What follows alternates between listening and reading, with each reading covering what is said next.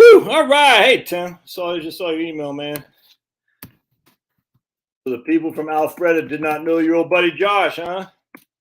Oh, hey, Time. I meant to say, hey, Tim. Whew. Just got done doing some push ups. Whew. Man, felt good, though. Trying to do 4 sets of 40. That's pretty good with 3 sets of 25 sit ups. Pretty good workout, man. Pretty good workout, my friends. It just gets the blood flowing, gets you up off the couch. All good in the hood. Appreciate y'all being here this evening. Not on Rumble tonight. Hey, Kim, how goes it there in Idaho? Well, where the hell, Kim? In Idaho, in California. Whew, man. All right. Jeez Louise and blue cheese. So if just as hey, chicken Scooby. Scooby. Hope y'all ready for a good 4th of July. And make sure you I'm gonna look at the other channel. Nobody's here. Yeah, we just started. We got 9 on my main channel and then 2 on Josh, the other channel. Yeah, so hey, Linda. Kim makes a good point. If you guys are more active, my main channel, I got 4 people on the Josh Scanlon YouTube channel. But my main channel, Heritage Wealth Planning, is usually where the more interaction goes, just FYI. I do have 6 people on there right now, though. That's pretty cool. But just if you want the more interaction, there's the main Heritage Wealth Planning channel usually gets more. And I got 1 guy on Facebook. Sweet. All right, good. I'm fired, dude. I am so fired up, Don. I tell you, man, I am fired up. Why are you fired up, Don? Tell us about it, brother. Why are you fired up? Pulverizer's here. Oh boy. Watch out, world. Here comes a pulverizer. Gonna say how good Pink Floyd is. Ooh, Pink Floyd. Hey, Kim. July 7th will be internet is slow. Thousands of people in our small town. Where are you? I know you're in part of Michigan where you said you got a hotel or something like that, and you can advertise on here if you want. I mean, advertise. You can put the name of your hotel if you want to, Tim. That's cool. My birthday is July 7th, and so I will be the big 52 in 4 days. Right. So the big 52, and it's funny because I still feel like a kid. It's odd. Like it's just taking my boy and one of his couple of his friends off the movies. They're just goofing. I'm probably more goofier than they are. It's pretty cool, man. Let's see. Denise is here. Right on. I got to find the other people let me look. I'm not sure what you're saying there. Hit me with your best. Bates Motel. Right on. Hit me with your best shot. Fire away. Y'all know that song, of course, because they're old people, man. Old people. Right. All right. So my man, Robert Warner. All right. So he emails me today, and I want to wait a little bit well, let's just go with it, man. So he says, do I need 10 times salary to retire? And that's don't take us wrong. It's idiotic to think that. I'm not saying, Robert, that you're idiotic. I'm not saying. I'm just saying it's idiotic for that have to be in the vernacular that we need 10 times 10. Hey, we got Texas country living right on. That we need 10 times salary. Where does that even come from? Well, just the whole thing is just so freaking stupid. Because they're just saying, oh, let's say Robert makes $50,000 a year. We'll just use that for an example. So he needs $500,000 else he can't retire. Why? What does that possibly? How? These rules of thumb are so flippant stupid. If Robert makes $50,000 a year, all right, we know for a fact we're going to reduce it by 10% to his 401k. We'll say 10% salary. And another 7.65. So we're going to reduce it by 27% right out the gate for taxes and 401k contributions. So 50,000 minus 27% means he only needs 36,500 net to live on, first and foremost. And that assumes that he spends the same amount of money he did while he's working, which there's no evidence he will. I mean, he may, but the evidence isn't like, oh, you're going to spend the same amount. There's no evidence of that. If anything, the evidence says you'll spend less as you age. All the evidence is on one side of this. So they say, well, Robert, you're spending $40,000 a year while you're working. Thus, you're going to need $40,000 a year plus inflation each and every year you retire. Where's the friggin' evidence on that? Where is it? There isn't any. The evidence is the exact opposite direction. They're going to spend less. and less and less. And I'm not saying this to Robert, I'm saying to everybody, whoever wants to hear me yell. So, Robert, this is not geared towards you. Robert's a good guy. I don't care what they call him. But I'm just saying, where is the flipping evidence? It's all in the other direction. So why aren't people talking about that? I don't know. It's the weirdest thing. Oh, it's almost like the financial media is either idiotic or ignorant or a combination thereof, or they're lying. I don't know. Anyway, so if you have a question for me, make sure you put in caps, by the way, so I can see that. One guy said, who was it? Guy Jeff B. Jazzy Jeff B. is. There's like, you don't talk about what we want to talk about. You only talk about what you want to talk about. It's like, well, I'm looking for comments, man. And if I don't see any comments that says, that says, questions for me, I'm just going to talk what I want to talk about unless people ask questions. Anyway, no, trust me, Robert's not new to the channel. No, he's not. No, he's not.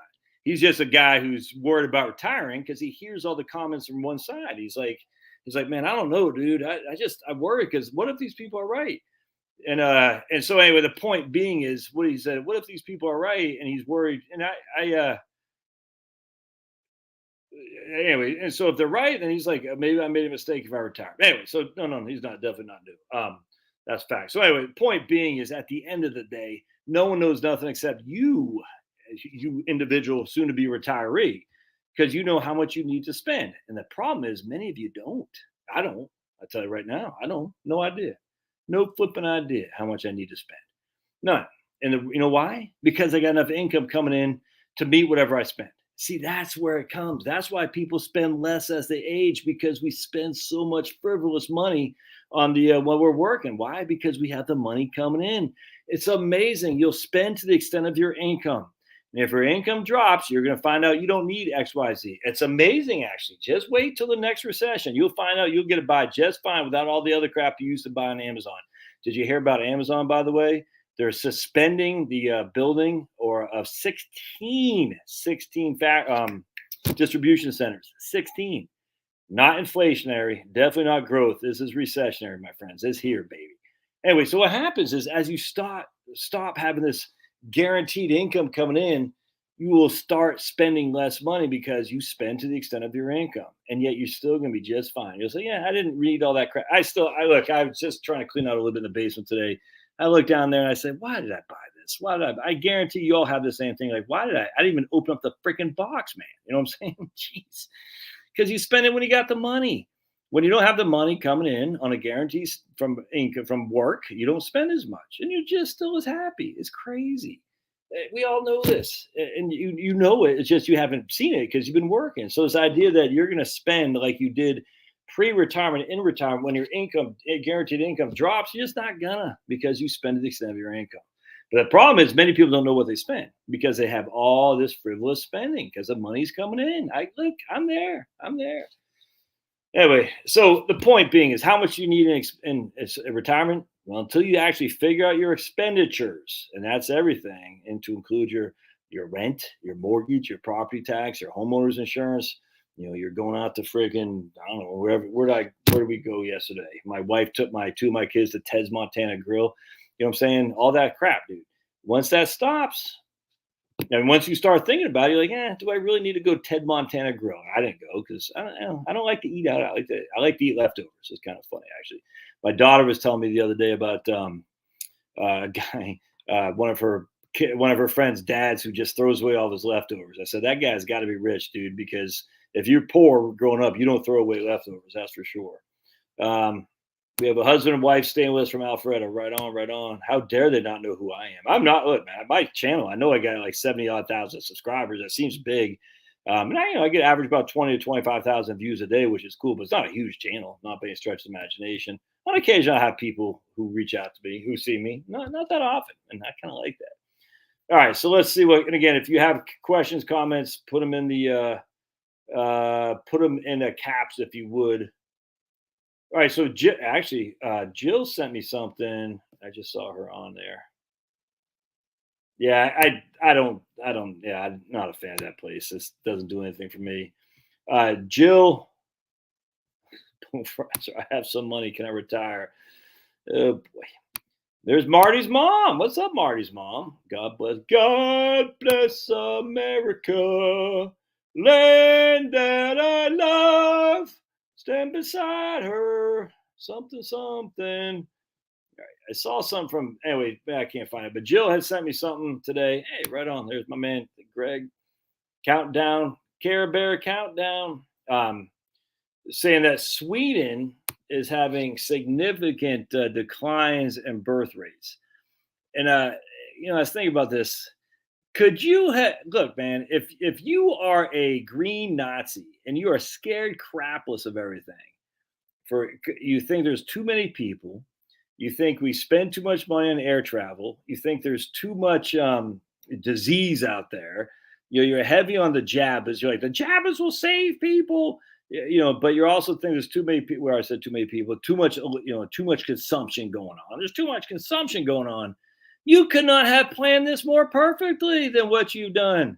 Sterilization, less air travel, more people work from home, less people on the road. I mean, this is like, never mind that, just less people getting jiggy with it. You know what I'm saying? Because everyone's so stressed out about the freaking, I don't know what the hell they're stressed out about. More and more porn addictions. You see what I'm saying? It's like, you could, if you're AOC and Greta Thunberg, I mean, these people are dumb as rocks, I grant you, but you could not have planned this out any better. You're like, there's less people being born. I mean, there's less people driving, less people flying. It's crazy. Dividend growth is crucial right now. Right on. Hey, this is my man Tim. So in Caseville, Michigan, he runs the Rainbow Motel. Let's take a gander at what Caseville, Michigan looks like. I'm going to bring it up on Google Maps. I love looking at stuff like this. I just love looking up small towns. I assume it's all small towns. Let's take a look. Expenses, not salary. 100% says Texas country. I'm a country boy from Texas. That's where I made my home. I'm a country boy from Texas. And no, I'm not drunk. I don't drink. I'm in a good mood, man. And I'll share with you why I'm in a good mood here in just a second. First of all, freaking 4th of July always puts me in a good mood because America kicks ass.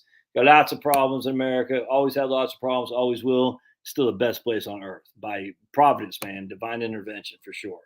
All right, so let's go to Caseville, Michigan.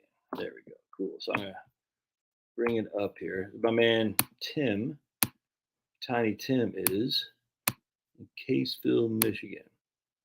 Oh my goodness. What the hell is that? Dude, y'all seeing that? It's like freaking, look at that. Damn. Look at that freaking beach, dudes. What? Are you kidding me?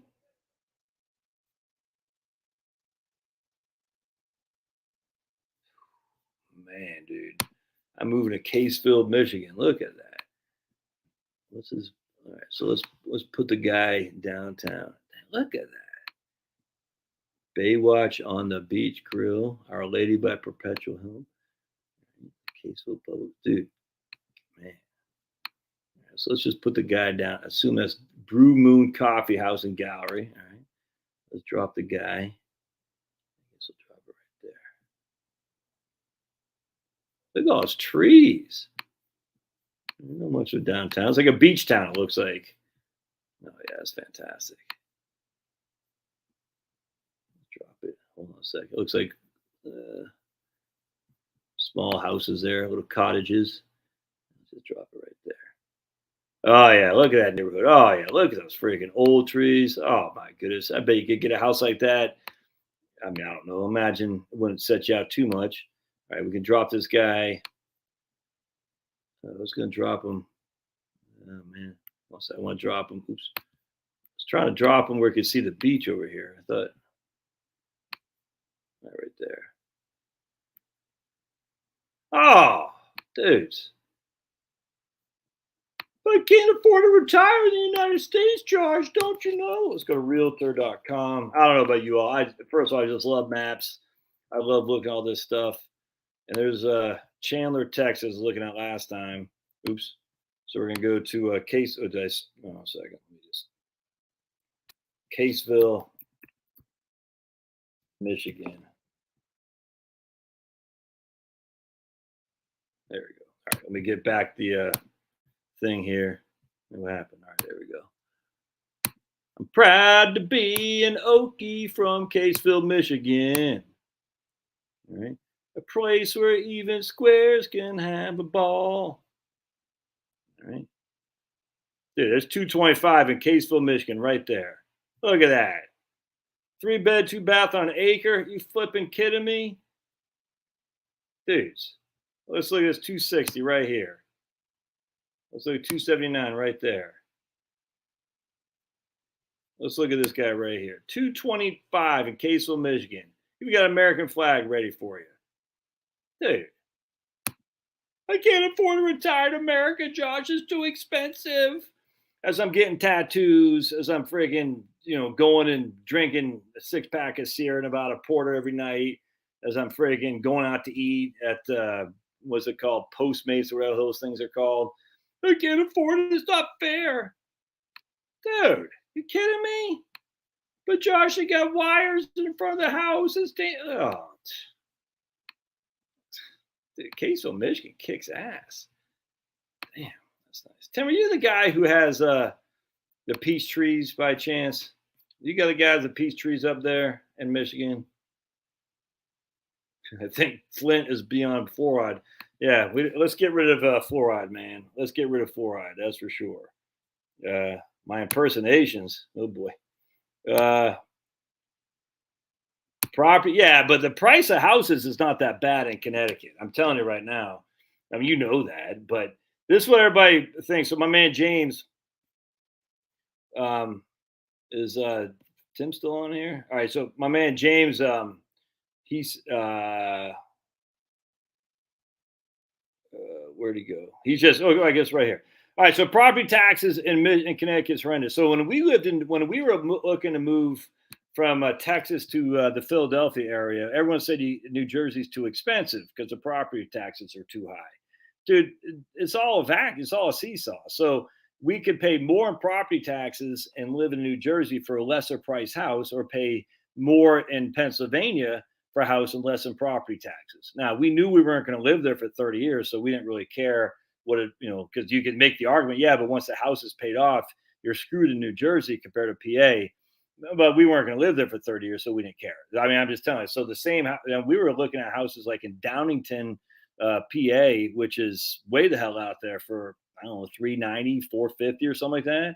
And then we found a house in Haddonfield, New Jersey, which is right in the inner burbs. I mean, it's freaking beautiful town for 420. You could walk to the train. It's just the property taxes were much higher, but Downingtown property taxes were, a couple thousand less. Probably five, six, it was probably $8,000 in Downingtown, were 14,000 in New Jersey, but the price of the house was significantly different. And then on top of that, so much further in. It's an interesting thing. So Connecticut, the property taxes are high for sure, but that pricing of houses isn't high, relatively speaking. I don't think. Mary Hampton, I'm not sure if she's on here today, but she's a realtor from Westport, wherever that place is. And it's amazing because she sends me stuff not to me. I'm on her email list, and I look at it and say, man, those houses are nice out there. I can't see myself living in Connecticut, but it's not a bad place, man. In terms of while the property taxes are high, the prices aren't horrible. Yeah, exactly. What kind of winds come off that lake in January? Exactly. All right, my man Teddy G says, should I convert? As of today, he's earning 5 point. All right, he's got a 550 in an IRA, earning 4.5 to a Roth, and not messing my RMDs in 5 years. Convert the whole thing? I don't know. I need to know more. But he's got 5. I mean, you think about it. I don't know what state you live in either, but you're going to be down 37% right out the gate, roughly. So I mean, that's a tough row to hoe, in my opinion. I don't think I'd do it. All right, let's see. All right. When I was younger, I wanted a lot of stuff. I saved and saved. I'll be 60 soon. Now I don't want stuff. Hey, man, dude, look at my man James Clark. Freaking kicking ass and take names, this guy. Dude, what I want is a couple of dogs on my lap, some good coffee, some good meat, and a garden. I mean, listen, Frank, I do want a little bit more. I'd like to smell the ocean, that's for sure. But I don't need to be on it. I just need to be, I can smell it, be on an ocean town, or I don't know, maybe Lake Michigan. I don't know, does it smell like ocean up there? Or does it just smell like lakes? I've never been there. One of these days I'm going to go. But, I don't, that's the thing. When you get old, you don't need that much. It's amazing. Look, dude, these are literally, I got these Costco, these t-shirts, like $10. I wear them all the time. This is it. This is my extended my wardrobe. My shorts are just six. I mean, look, dudes.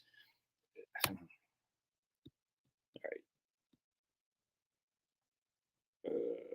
No one believes how different it was for kids back in the day. It's like moms always wait outside school waiting for you. Sure.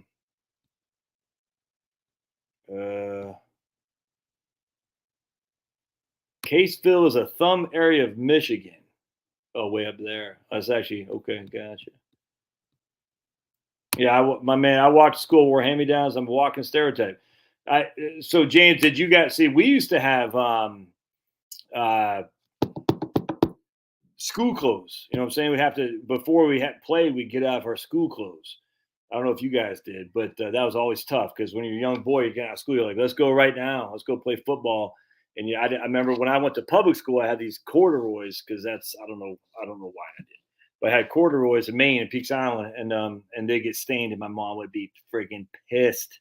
She got, I told you to come home and change out of your school clothes. And my cousin Dale from California would send me his hand-me-downs because I was the oldest of my siblings. And he said, change out, put your cousin Dale's pants on, which never really fit that well, and get out of your corduroys. I was like, but Mom, man, I'm trying to play. But rate increases for sure in July. Is that for your place? So what's better for the bank stocks? Low rates and good economy, or raising rates for their deposit arbitrage recession? Talking heads play both sides. Oh, okay, I see. What's better for the bank stocks? Low rates and good economy, higher rates for the deposit arbitrage. I mean, if they're not lending. So remember, the bank, the bulk of their actually, you know something? Let me go back. The bulk of at least I'm not sure about like J.P. Morgan and stuff, but most banks is net interest income, how much debts they have. Remember, a debt to a bank is an asset. That's a fact. A debt to you is a liability, but a bank loans you money, so their outstanding loan is an asset, which seems kind of weird because it's at risk that it won't get paid back. But anyway, so net interest income. So when I was a branch manager at First Citizens Bank, every month we get the P&L report, and you see, it's kind of funny. The net interest income was by far and away the biggest profit margin at the bank. You know what number two was? Bounce checks. Sometimes we bounce checks. Sometimes it'd be credit card, what's called merchant services, credit card processing. Bounce checks, merchant services, net interest income. And the fourth was, I can't remember what the fourth was. Oh, yeah, the Creation Museum, man. Is that ICR? We talk about ICR? I love ICR. Ken Ham, love those guys. 10 times is enough for us. Right on, man. Who's that? Hey, what's up, girl? And they have Dairy Queen, 100%, man. 100%. Right here, my man retired do not own a home. He's single. Life is great. The art. Oh, okay. I thought you were talking about the one that ICR did in Texas. Cool, man. Tell me a good reason a 401 loan is a good thing since you're taking money out of the market. Well, to pay off debt. In fact, if you want a good reason, someone should write a book. Oh, I did. Strategic Money Planning, 8 Easy Ways to Put Your House in Order. And you can see one of my chapters is you should borrow from your 401k to pay debt. You should, 100%. 100%. All these freaking naysayers on 401k loans are just, they don't know what the hell they're talking about. I'm sorry, they don't. That pisses me off. Should you borrow from a 401k to buy Bitcoin? Should you borrow from your 401k to pay off a credit card at 10.99? Unequivocally. Oh, absolutely. Estate sales, yard sales, people who can give stuff away. I found the best. Ooh, yeah. Actually, I bought this whole, I think I showed you guys these books, but all these books at an estate sale. We went in there late on Sunday, and I was like, dude, I want these. But this is just some of them. And H.G. Wells, The Outline of History. And the lady says, $20. I said, I'll give you $20, no doubt. Mysteries of the Past. The Dark Age. So, man, you know what pisses me off? Everyone said, the Dark Ages, they're dark. we can't build the stuff they built back then. It's just crazy. Anyway, In Search of the Dark Ages. So I don't know what this is about, but I'm very much looking forward to it because I don't think the Dark Ages were dark at all. I don't. I just watched my man John Levi. John, what the hell's his name? I forgot. I don't have it up there. Talk about, you got to watch this video. Let me find out what I'm going to bring him up real quick. Because it's insane. I just emailed to a guy too about San Francisco and breweries. It doesn't make sense. It doesn't make sense. Let me just hold on a second. I go through my histoire. That's French for history. Histoire. Go over here. I'm proud to be an Okie from Caseville, Michigan. Let's go see here. We're going to go to library. I want to go to histoire. I know you guys don't know what histoire is because you're not multilingual like me. I can't get my history. Come on. There we go. Right here. This is freaking crazy. But it looks real. All right, so you guys got to watch this guy's video. It's freaking. If you like history, you can't help but just be. It's amazing. I don't even know what it is, like lies, but. So here's intoxication of the nation's brewery, Salt Lake City and San Francisco. And here's after the supposed San Francisco fire. It's just the whole thing's incredible. This is incredible. John Levi, I guess. This guy kicks ass, dudes. It's and this, I'll put the link in the show notes here. This is it's just amazing. John Levi, like Levi's pants. Love that guy. I just came across him because my man Howdy Mikulski recommended him. And I said, man, I got to check this guy out. All right. So I want to show, let's see what else we got. Am I missing anything here? Remember, Kim says, I can't sleep at night, but I'm thankful for your advice, the way you got me in retirement, because I don't even worry about the stinking stock. Man, don't worry about the markets. I can start. Yeah, don't. There's nothing to be worried about, Kim. I mean, it's either going to be, good or bad, but it's there's nothing you can do about it. It's just, I hate to say it, it's just not. Unless you need the money in the stock market to provide a certain level of comfort in retirement, then I hate to say who cares, but it's just, it matters not. Jill said, I figure out my spending a couple years before I retire. That's the way to do it right here, man. It made it easy on myself. Like 100%, Jill, 100%. My logic on retirement helps a lot. So, yeah, right on, man. That's good. Appreciate that. Okay. Oh, so how you do it from your phone to put it in caps is you just double click. At least on, what you do is you double click. One sec. Oops. All right. So what you do is you double click that guy right there. That arrow.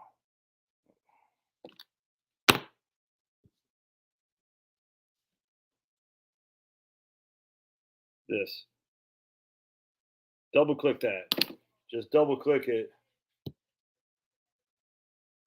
And then it'll put it all in caps. That's how you put it all in caps on your iPhone. I've learned that about 2 weeks ago, actually, maybe 3 weeks ago. It's a nice thing about having kids. They teach you everything. I like values stuff, always have, always will. And so, I mean, you should probably have a combination. I mean, the S&P 500 is a combination, value and growth. I can't remember what the breakdown is right now, but it's, 60-40 growth usually. It might be, it's probably about the same right now. But I like value stocks. I like dividends. What about the president, Biden, who has CRS? Not sure what that is.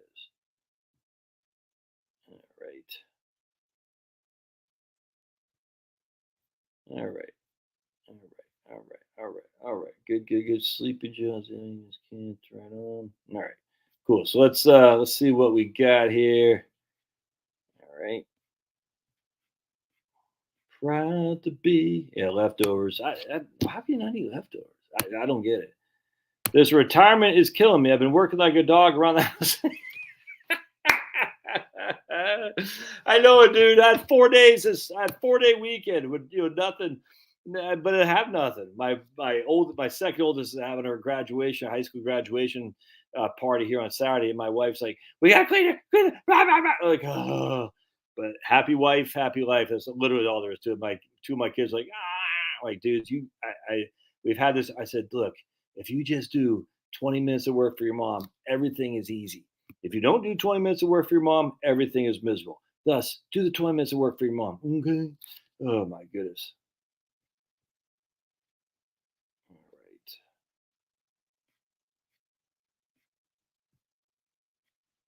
All right. I love going to estate sales. Yeah, man. All right, let's keep going. So we push the like button. The Dairy Queen. We talked about that. Okay, good. So I think I caught up there. So let's go down here. All right. Oops. Oh man. Tax aren't. I'm telling you, tax aren't bad for people who just. You can retire to down East Maine. Well, we'll see, man. That's definitely on my radar. I think I might be able to convince the old ball and chain too, as long as we have problems where we get out of there in the real cold. Uh, Kim's got. I need to pay you money because I have a lot of questions. When you can get to me and answer my questions, help me figure out his finances. Number one house and pay off the new house. All right, here's Kenneth Bateman. You pay yourself the interest, which lets you inadvertently 100%, Kenneth. I don't get how people don't get this. The cost of the interest you pay yourself is a post tax and it'll be taxable on the draw of your 100%. All right, I think I'm going to pay off. I'm going to sell number 2 and pay off the new one debt free. Being debt free is always a good way to go, man. And retirement property taxes loom large, which is why Texas and other states, New Jersey, make it tough, man. Love Michigan. Think about buying a small second home up there. My wife's from Michigan since Philip. Generating an expense report averaging $5,500 a net per month. House will be paid off in 6 months. Retire in 3. That's what I'm saying. When the house is paid off, it's so much easier. Josh, you mentioned 37% houses percentage calculated. Well, basically, I'm looking at that guy who's going to convert $550,000. I mean, I don't know if he's single or not, I don't know. But I'm just using that because I think the top tax bracket is 37%. I think it's probably be an effective tax rate of probably 34, something like that. But I mean, he's at the end of the day, he's still going to be paying over a third, and that's just for the feds. And depending on what state he lives in, he'll probably pay another 5%.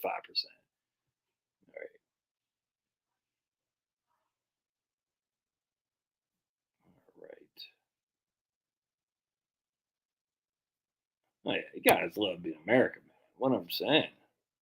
Love me some America. All right. Wouldn't need 10 times your income. Wouldn't 10 times your income give you a return of half your income during retirement? Wouldn't 10 times your income give you half return of half of your income during retirement?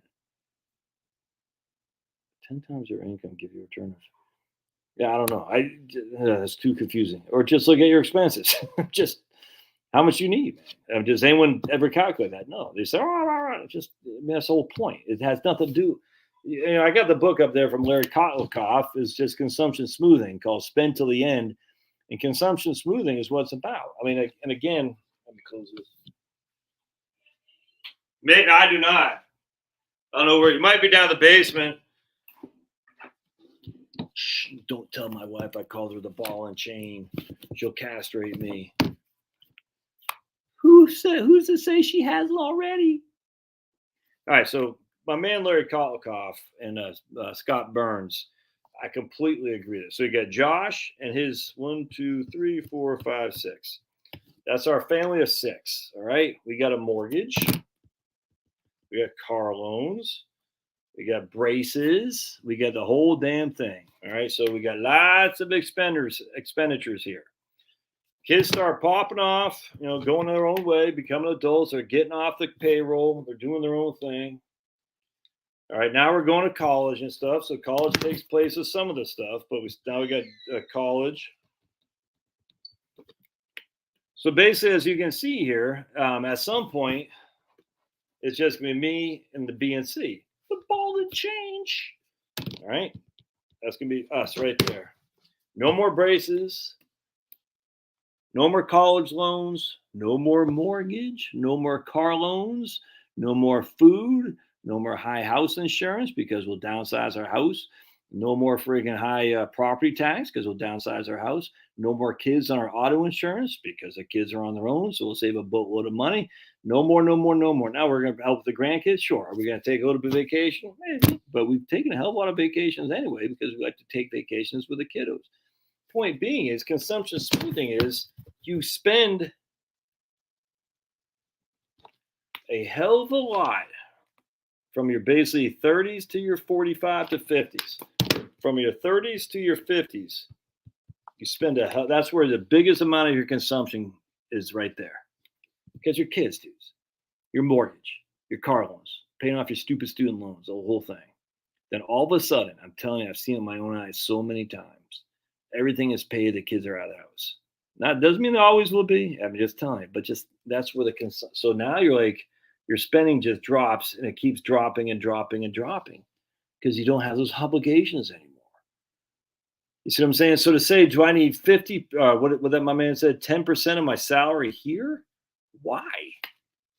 Why would I need that right there to go flat over here when my consumption is going to drop off like a freaking brick in water? It doesn't make any sense. And you know that. Everybody knows it. Just needs someone like me to point it out. And I got it from Larry Kotlikoff and Scott Burns. I don't like everything that Larry stands for. Is big lib. You know what I'm saying? But in this case, he's right. Consumption smoothing. You spend more money as you're growing your family, raising your family in your 30s to 50s than you will when you're in your 60s, 70s, and 80s. It's just a fact. And the only thing people say about that is long-term care, health care. Show me the evidence. Show it to me. Well, didn't you hear that generous study? And I've destroyed that thing 1,000 times a Sunday. I just don't feel like doing it right now. But okay, that's what you're concerned with. Keep digging the ditches. Keep dropping the hammer and grinding the gears, as Jason Isbell and the drive-by truckers would say. Anyway, so consumption smoothing. You say, okay, so stop getting so worried about, I got to save 15% of my salary when I'm 35 years old and 3 young kids and braces, all that. Just, you're not going to be able to do it. But as you get older and some of those bills start going away, then you can. That's okay. Anyway. But the whole point is, my man, freaking Cam Newton, it's cool to have Cam Newton on here. He says, why not give 10 times your income or all that? Okay. I mean, who cares? Just how much you need to spend. You're going to base it on when I'm 53 or 52, not 52, 51 with a mortgage, 4 kids in the house. You know what I'm saying? Oh, man. By the time I'm 60, in 5 years, my kids will be out. It'll just be me and Shar. I don't spend that much. Yeah, we won't be spending that much, dudes. Yeah, school clothes right on. Keep dropping the hammer and die. Yeah, Sunday. We didn't really have Sunday. We never went to church, so we didn't really have Sunday clothes. All right. Kim says, work is for sissies. Wow. Yeah, right. No, okay, so Tim's not I had a guy in Michigan, a client of mine. I could have sworn his name was Tim. And he's got peach trees. He sells a galore amount of peaches up there. I said, peach trees in Michigan? He goes, yeah, there's a certain breed of peaches which is cold weather tolerant. I said, he goes, dude, I sell tons of peaches. He sells them off the side of the road. I said, that's freaking fantastic. Right. Oh my goodness, Gatsby. I wear my son's old clothes we saved when they were teeny. That's fantastic.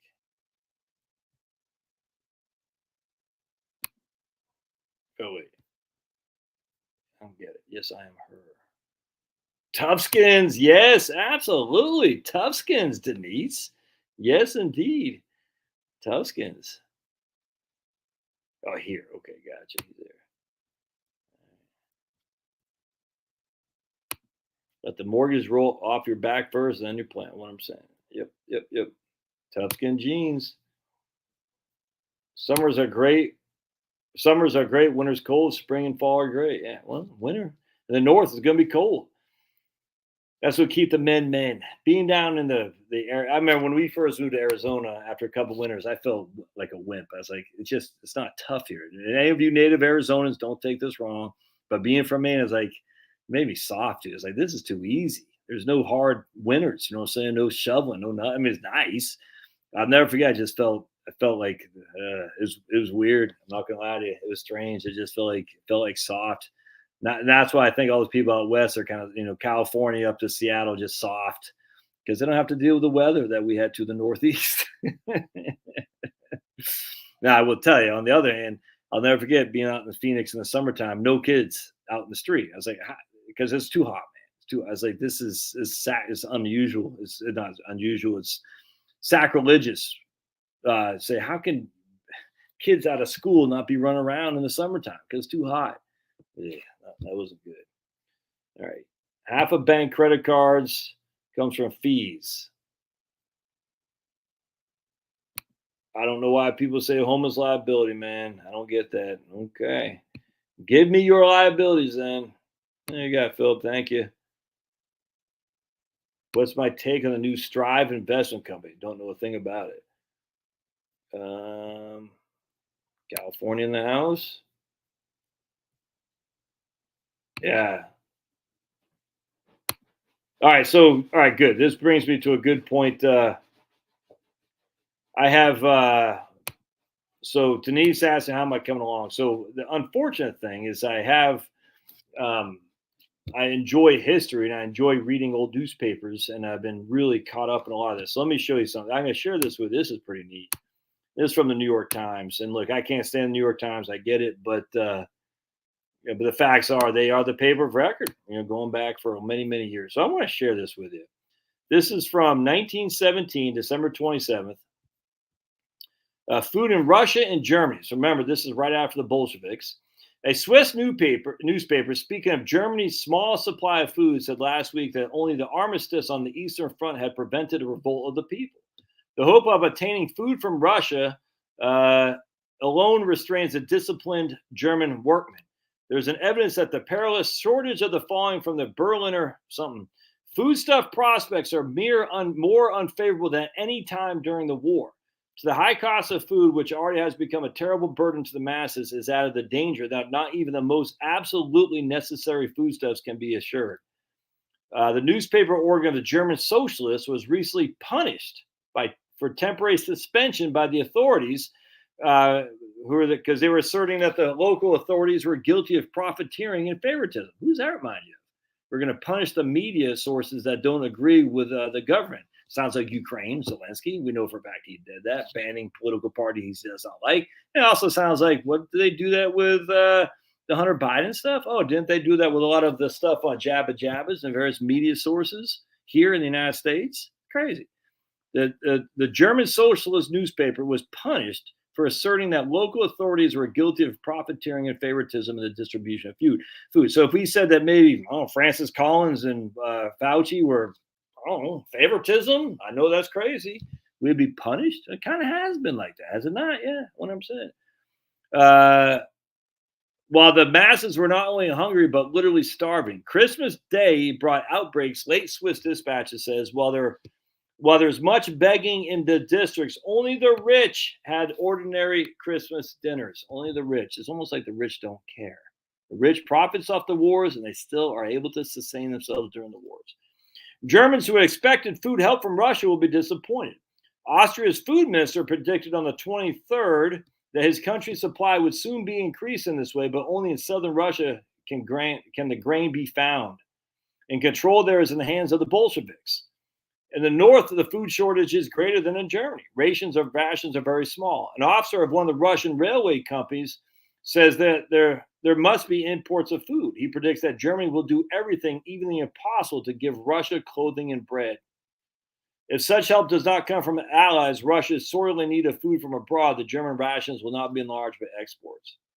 Anyway, the point being is, is any wonder why there is our War Trade Board has consented the shipment of 40,000 tons of corn and oats to Finland. The people there are suffering for lack of grain, which they bought some time ago from Russia. Do we not see kind of what's happening now with this? I don't know why we want war. I don't understand. You can say, Putin started. Dude, NATO started. I'm sorry. We know that. We know is NATO getting involved in this. And as such, we know with Lindsey Graham, we know what these guys are plotting, the RAND Corporation. Just read the documents, man. We know they were poking the bear. We know this for a fact. Lindsey Graham is on record. The RAND Corporation is on record. They wanted war with Russia.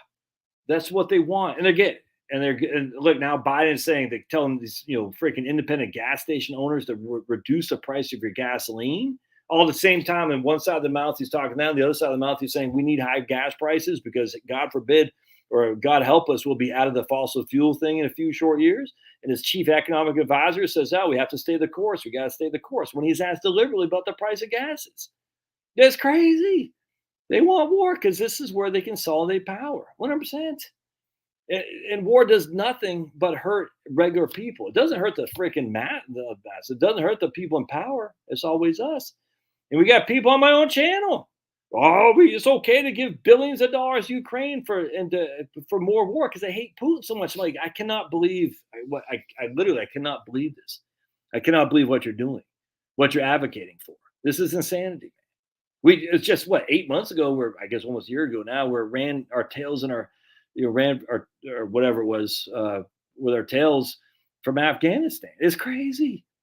Anyway, so you're seeing this, and you see this over and over and over again. Let's see if I can't find this other one here. I had it up here. There we go. Yeah, I'll show you guys this one. It's the soaring cost of living, a soaring cost of all manner of food. This is in 1909. Housewives of today ask why they're confronted with wartime prices causes given for an upward tendency with which wages have not kept pace. The cost of living today is a serious problem with every wage earner in the country. And then they go over this chart right here. And if I can make it bigger, I think I can. Oh, sweet, right here. All right, so you can see the let's see, this is from 1890 to 1907, basically, the massive deflation in consumer products, consumer goods, foodstuffs. Massive. Right down there, huge. And you see the dotted line is retail. The solid line is wholesale. All right, so look, so retail, not quite as massive, a pretty significant deflation, then huge jump up. Look at that, from basically right here at 1895, right there, to 1907, just huge increases in prices. Huge increases in prices. And people are like, we can't afford this. And there's no war going on that time, maybe the Philippines war, but nothing, like we're used to. Point being, this happens all the time. I actually want to show you something else there, just while I was doing this. I got a kick out of this. So check this out.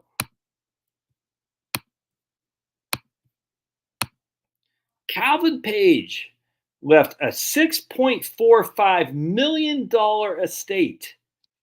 San Francisco merchant who spent last year's here, as in Massachusetts, he's from Massachusetts, gave his birth town $155,000. San Francisco merchant. Does anything jump out what I just shared with you about San Francisco? As a young man, Mr. Page went to California as a 49er. The estate of Calvin Page, a retired merchant who died in this city on March 10th at the age of 84. Remember, no one lived past 60 back then.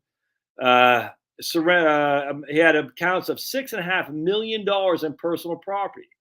The net estate is valued at 6.3. Mr. Page had no real estate. He owned no home. He left the town of Hardwick, Mass, in which he was born, the son. He left $25,000 someplace else. One half of his estate he left to his niece, and the other half he left to his nephew. But anyway, let's see how he got rich. When Calvin Page was about, When Calvin Page was about ready to go into business in his native town of Hardwick, Mass, the gold craze struck the east, and a young Page resolved to go west. With a number of other 49ers, among who was D.O. Mills, the young man set out and at length reached San Francisco. There he remained for many years, becoming a merchant and gradually accumulating a large fortune. He never married. The time came, however, when he felt a longing to be back at his youth scenes to Massachusetts. Some years ago, he retired from his business and came east. During his life in the West, he had made many sound investments in stocks, and those bore good fruit in the latter years of his life. He was always modest and retiring man, and a few people knew him in the city.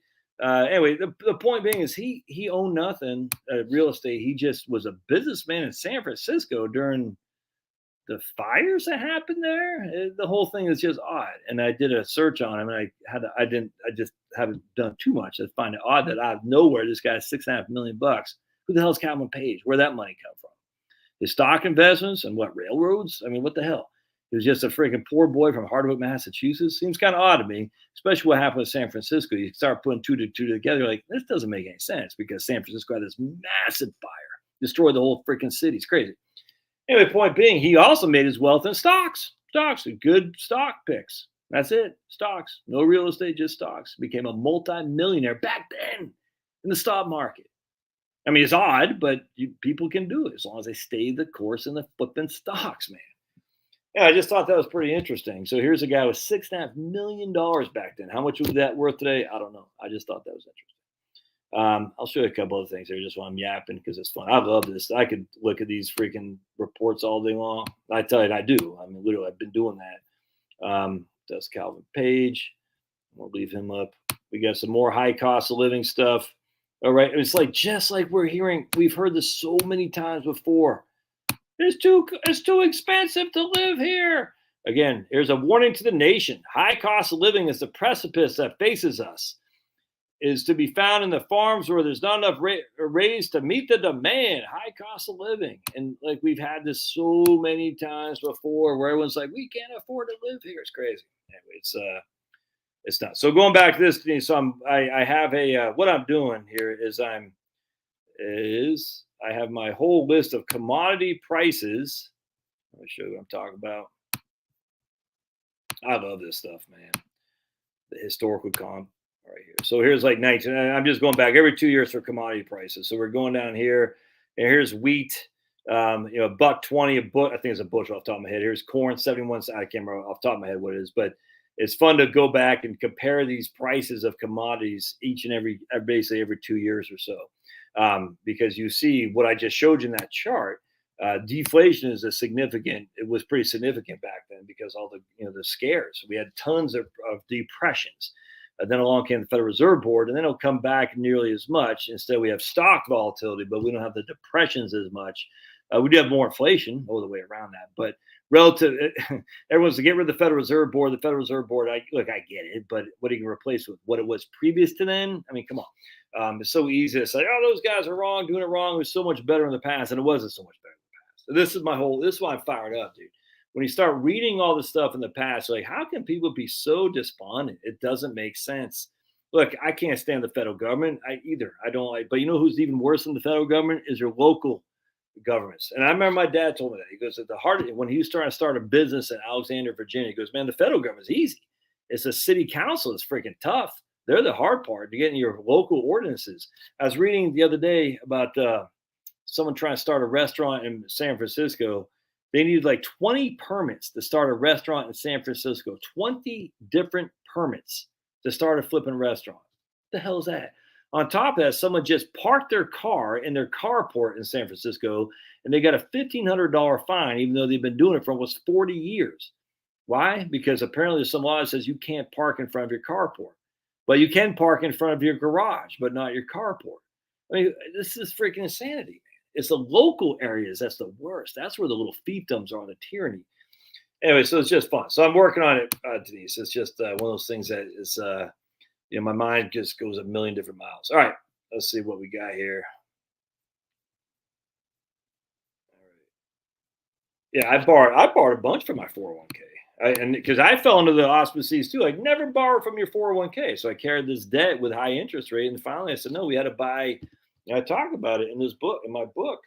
So I put it back, but we had to get a new car. And I said, how are we going to do that? And borrowing we leased it, and then we borrowed from the 401k to pay it off. Worked great. All right. Root beer float or Coke? Well, root beer by far, dude. Is that debatable? Coke float? Oops. Yeah, so 30% is firm because he's taking $500,000 out, Robert. Right? So, I mean, if you're taking $550,000 out to convert to a Roth, that inherently goes on your ordinary income and your 1040, which puts you in the top tax bracket. Hope that makes sense. That's maybe a lot of people don't get that, but when you're converting, that's income for which you have to pay tax on, which is going to put you in a higher tax bracket.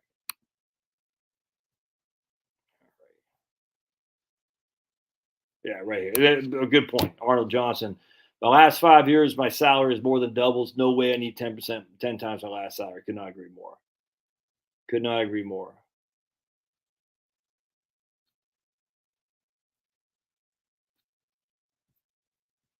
My bride retired 3 months ago. She's been, how do you dare you call her she? Maybe she wants to be called they. Come on, Philip. How dare you? How dare you misgender her? She's been rolling like the Tasmanian devil. That's funny. I have that book, Strategic Money Plan. It's a great book. Everybody should get it. Learn. Thanks, Ken. Let's see. If you are going to convert to a windfall, consider moving to 100%. I completely agree. If you're going to do a big conversion all at once, if you're going to do it, get the hell out of a taxable state and move to a no tax state. 100% good call. Not on Rumble tonight, Jeremy. Not getting that much traction on Rumble lately. It's weird, man. It's one of those things. Not getting that much traction. Yeah, there's not that much here. I try to vary back and forth between Facebook and Rumble. I'll one of these days I'll pay for the premium thing of StreamYard, which I'm on right now, and I'll be able to put them all on one, which will be easier. But let's see. Would you guys please irritate Josh having sing because my dogs need to be barking? Right on, Kim. I'm gonna have to go, you guys, because I'm going to a fireworks show. Oh, cool, man. Right on. It's never about how much money makes, about how much you spend. I could not agree more, man. Teddy's in Oregon, yeah. Then you'd want to jump ship up to Washington for sure. CD Ladders, love CD Ladders, Kim, 100%. I don't know what CRS. You keep saying CRS. I don't know what that is. Are you having C?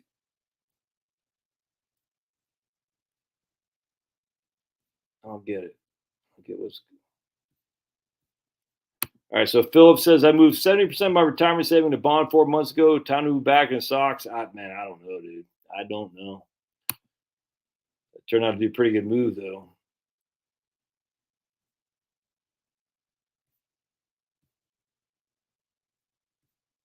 All right, let's see. Good guy. The only encouraging person on YouTube I retired last July. Scariest thing I've ever done. Right on, man. That's all right, guy. So you're still surviving, I see. Good, man.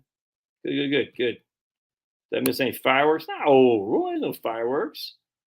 No fireworks here. Bakersfield. Oh man, the street. Everyone's going to the beach for fireworks tonight. Cool.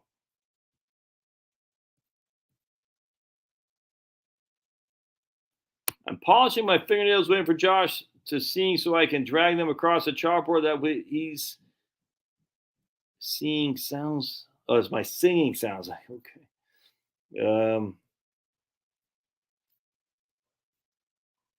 Roth ladder, not 100%. Yeah, I mean, if he even needs to do it, see, at the end of the day, it might not be as. I don't know. He might not need to do it. To be honest with you, you just don't know.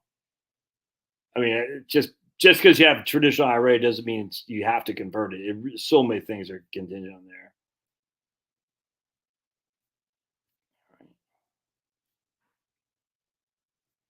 My husband wants to move from Illinois. I don't want to go. Well, if you don't want to go, you should tell him you don't want to go. It's just that simple. I mean, I had I use a, let's just put it this way. I had a guy I talked to from Massachusetts, and, he didn't like the governor and the politics in the state, but he loved his town. He and his wife, they have community. They have a lot of friendships. They've been there for a long, long time. Their kids are still up that neck of the woods. And it's walking to the. I've said this every time. I think I just said it last time I did a live stream. But it's like, dude, he's walked to the beach on Cape Cod, and I said, you're gambling a lot to move to like Tennessee from Massachusetts, all because the politics of your state are frustrating to you. And I said, that's a big gamble, man. I mean, you're well, positioned in your place. You know your town. You know your people. You got the beach right there, and you're going to leave all that behind to take a gamble in Eastern Tennessee, which is beautiful. Don't get me wrong, but it's like, I don't know, man. That I don't think I'd do it. You might save some taxes. I grant you. Who cares? And anyway, the point being is, who said this right here? Samantha Sweet.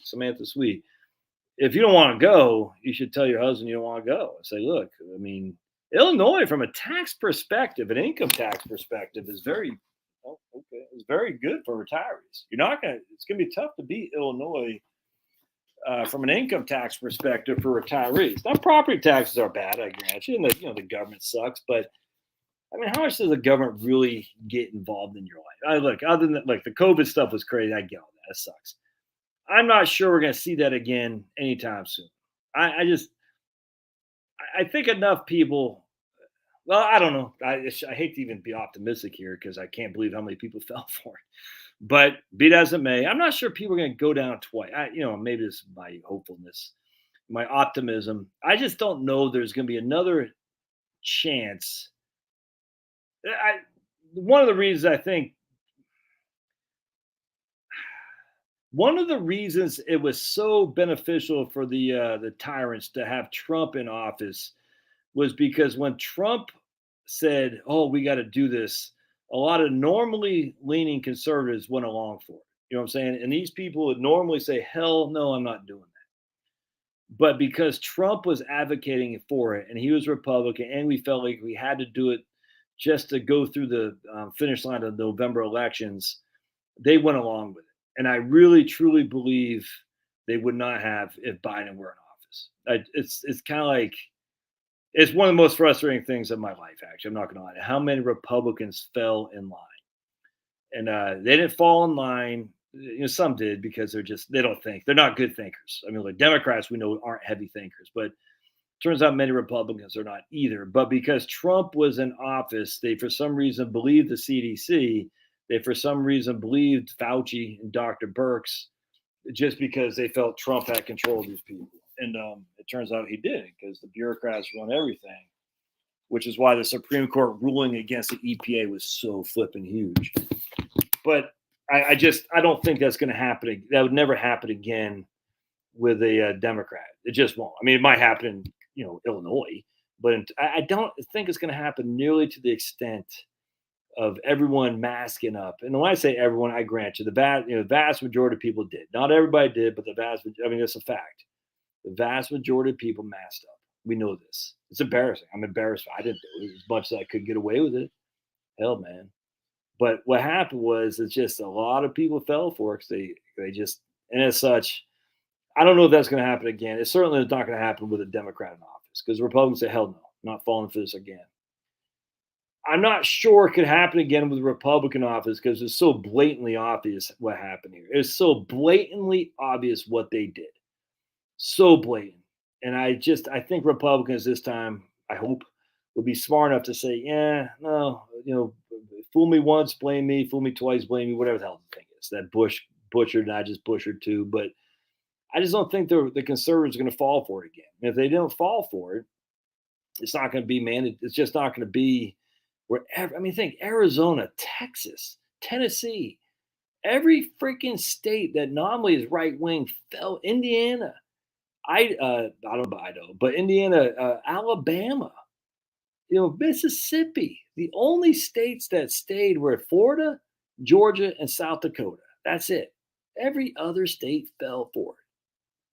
Crazy. That idiotic governor of Alabama, that stupid chick said, "Oh, normal, or what did she say? The smart people are getting jabbed."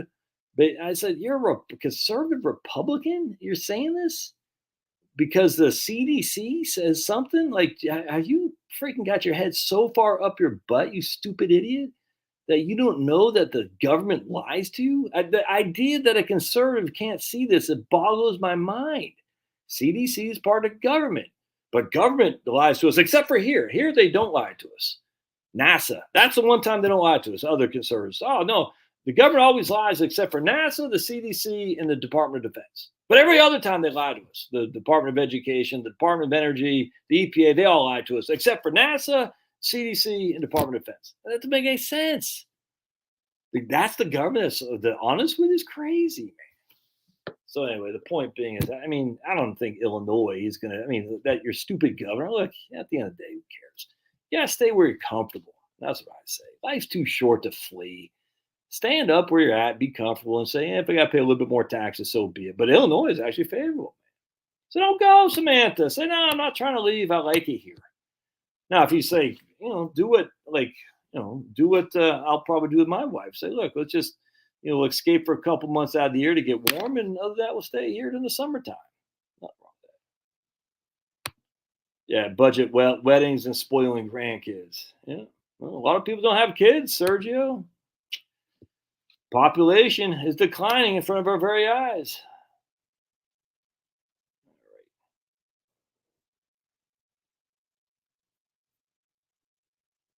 Mhm. Yeah, right here. She's got the backyard she wants. I know it sounds silly, but I also know where my neighbors and whether. Yeah, I tell you, man, knowing your neighbors is huge, huge.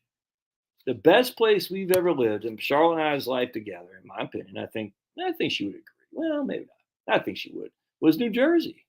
Back far and away. Our neighbors are freaking fantastic. Walk to the town, walk to church. You could walk to the. I used to walk to the train to take into to work in Philadelphia. Walk to school. Neighbors are fantastic. Like a night like tonight, 4th of July, we all gather around in our backyard or our next door neighbor's backyard, or next door neighbor's backyard. You know what I'm saying? It's just freaking. They're putting a deck in. Our neighbors next to us, the guys on this side of us, helped them put the deck in. It's just freaking awesome. It was like the way it used to be. You know, the neighbors next to us are very no. Well, she was lib. He was a retired Marine. Neighbors down here are pretty lib. Just worked in factories, nothing fancy. You know what I'm saying? It's just fantastic people. Enjoyed it immensely. But anyway, the point being was you're gonna throw all that away and hope they're gonna get new neighbors like that? I don't know, man. I don't know.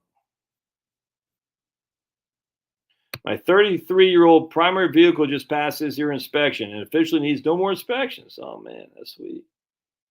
Reverse mortgage and a Bitcoin. I love it. That's fantastic. I'm trying to get him fired up about he's pretty mellow tonight. Trying to get me fired up? Dude, I'm fired up all the time. Oh, Hurricane Florida. Ugh. Who wants to move to Florida? Look, that's not saying I know lots of people love Florida. They love it, love it, love it. They love the villages. I'm not bashing if you do. For me, I'm like, oh, trust me. After a day like today, when it's hot and this humid, you just want to jump off a bridge and kill yourself because it's freaking bad. And it's we're only just begun. Oh man. Consumption smoothing links. It's Larry Kotlikoff, Spend Till the End book. Spend Till the End by Larry Kotlikoff. Just type in Spend Till the End on Amazon and you'll find it. It's fantastic. Yeah, 100%. We vacation a bit more as we get older, but we can control it. Exactly. If markets go down, don't take that vacation. It's going to cost you a fortune to convert in Portland. That's all I can. Yeah, 100%, man.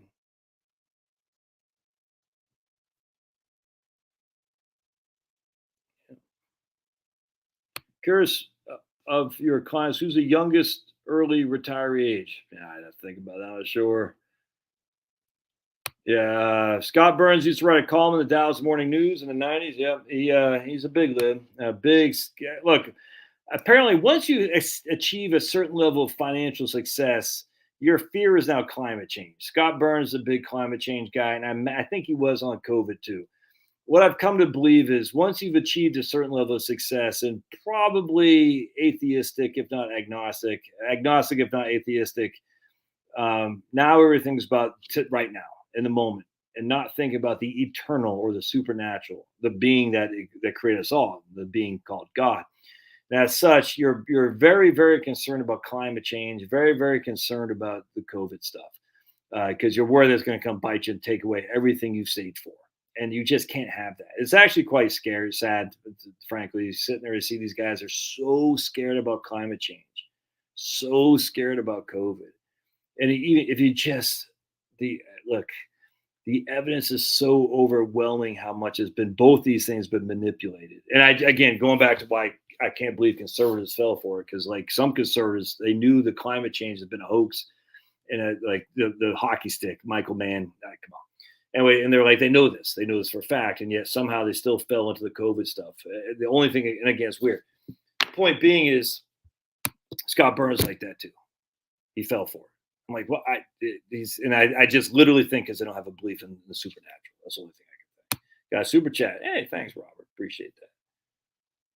Appreciate that. Kim lives in Bakersfield, California. Tim doesn't spend that much. How long before retirement should you plan your budget? Yeah, I get you. I mean, yeah, I mean, look, man, I think if you're 2 years out, you should have a pretty good gauge. Look, I got $20. Whoa, $20 from Nilma Boston Rio. Is there any comments that go with that? Thanks, Nilma. Oh, look at man, like that. $30 coming your old buddy Josh's way. Fantastic. That might buy me a gallon of gas. Yeah, if you guys have questions, you want to get a headline, you spend that money on me, and I'll put your question front and center. Thank you. But anyway, how long? Yeah, I think it's a couple years out, dude. If you got 2 years left, you should have a decent gauge of how much it's going to cost. Can I just, for the love of me, remember the median household income in the United States is roughly $65,000 a year. All right, $65,000 a year. That's $5,000 a month, give or take. That's it. That's the median household income. 5,000. We'll even throw it up, say $5,500 a month. $5,500 a month is the median household income. All right, that's before taxes. That's before 401k contributions, before FICA. I mean, how? Just an average Social Security. Now I was saying the average Social Security check is only $1,800 or whatever the hell it is. I don't care. An average Social Security, let's say $2,500, $2,200, something like that. I mean, you're already halfway there. If it's just you, and if it's you and your wife, and you are getting 25 and she's getting half, 1250, that's $3,750. And that's just your median household income while you're working. Not all the time, but still, median household income is $5,500. That's before taxes. And so now you got $3,750 come from Social Security. Let's just use for simplicity the gross median household income is $5,500, which we know it's not. We got $3,750 coming from Social Security. We know we only need $2,000 a month. So if we need $2,000 a month to cover the difference, I hope this makes sense. $2,000 a month, that's $24,000 a year, times by 0.05. How much of a portfolio do we need in this really concocted analysis here? We need one second. We need 24,000. We need $480,000. All right. Let's do this a little bit more realistically. I want to go back to this. I think it's important. All right. So the median household, we'll just say you have $70,000 a year. All right, $70,000 a year is your income, and some are gonna have more. I grant you. But not many, because the median household income is lower than that. Now, the median household income includes retirees. It also includes people starting out. I get all that. But generally speaking, the idea that a lot of us are going to be making $150,000 a year is just not true. It's just not. There's not that many people that make that kind of scratch. If that's you, that's great. You can still use these numbers, and you should have saved more, I hope. But be it as may, we're just going to use $70,000. All right. Then we're going to subtract 10% for 401k. Then we're going to subtract 17.65% for FICA and income tax, just for simplicity, not including any state. So we're going to subtract 27.65% from our income. So $70,000. Again, that 27.65 is 10% to income tax for the feds, 7.65 for FICA, and 10% for 401k contributions. Because I hope you're putting in 401k contributions about 10% as you're getting closer and closer and closer to retirement. So we got $70,000. We subtract that by 27.65%. That means we're living off $50,000. $50,000, even though we're making $70,000. Divide that by 12. That means we're $4,200 a month is what our take-home pay is. That is before health insurance. I don't know how much health insurance kicks in, but still, that's $4,220. All right, so now $4,220 a month is what our take-home pay was, before health insurance. So obviously, your company subsidized a lot of the health insurance, but be it as it may. So $4,220, and we're just going to say, I don't know, you're going to make $2,000 a month on Social Security. Your spouse is going to make $1,000 a month. So it'll be $2,000 for you. We'll just say for Josh, $1,000 a month for old Shar. So that's $3,000 a month. That means we need $1,220 a month to make ends meet. $1,220 a month to make ends meet. Times that by 12. Times 12. And that's $14,644 we need. So we need $14,640 over the course of a year to maintain our current income. Now, we can even increase this a little bit. Bear with me just a second. I will. So we need that much money right there. 14,640. That's it. So we times that by, oops, I just had it right there. Times that by, 14,640 times that by 0.05. We need a 14, not times divided, 14,640 divided by 0.05. We need a portfolio of $292,000. That's what we need right there, just to maintain our lifestyle of that 50,000 a year, which assumes you're going to increase each and every year in inflation, which you're not going to do. Assumes you're only going to get $2,000 a month on Social Security, which you hopefully will get more than that. Assuming your spouse is only going to get $1,000, hopefully she'll get more than that. But there's all kinds of different things in there. I get it. Now you can say, but Josh, that doesn't include healthcare. So how about healthcare? All right, let's add $5,000 a year for healthcare, and $5,000 a year is pretty much what I use. If we, well, I guess in this case, we'll add, let's see, about $1,000, yeah, about $1,000. So you're on Medicare, about $550 per person. So we'll add $11,000. So we need about $25,000 a year to include Medicare. Now remember, we're literally just saying we lived off, we had 70,000 gross income after taxes, health insurance, after taxes and FICA, we're down to 50,000. Right? Of that 50,000, a good portion of that was going to healthcare already, just as an FYI. Probably $600 a month. I'm assuming that's not happening. I'm just assuming you're living off 50,000 a year. Now I'm adding healthcare to this now. So again, I'm going at it pretty negatively. So we need $25,000 a year times divided by 0.05. 25,000 a year divided by 0.05, and you need a portfolio of $500,000. I mean, and this is like, I mean, that's with so many things working against you already. I mean, come on, man. That doesn't include any declines in income or spending, which we know you're going to have. That doesn't include any reduction in expenses anyway, because we're saying we're going to have the same lifestyle that we had while we're working. No one does that. Some people do that, but come on, man. Jeez Louise. So I'm like, all right, you need $200,000 to $500,000. Come on. And yet and that includes $1,100 a month in Medicare, which I think is right between you and your spouse, about $1,100 a month. It's gonna be $550 a pop. Yeah. 100% USA, baby. America. All right. Robert says, I've heard if my mortgage is less than my inflation rate, don't pay off mortgage. I don't agree with that in the least. Remember, you always got to pay the debt, regardless. I think people think way too much on this stuff. I really do. And I'm not trying to bash Robert, but we got my mortgage is less than my inflation rate, because what is inflation? What the government tells you? Well, how's the government calculate the CPI? 42% of it is in cost of living of your housing going up, the cost of your housing going up.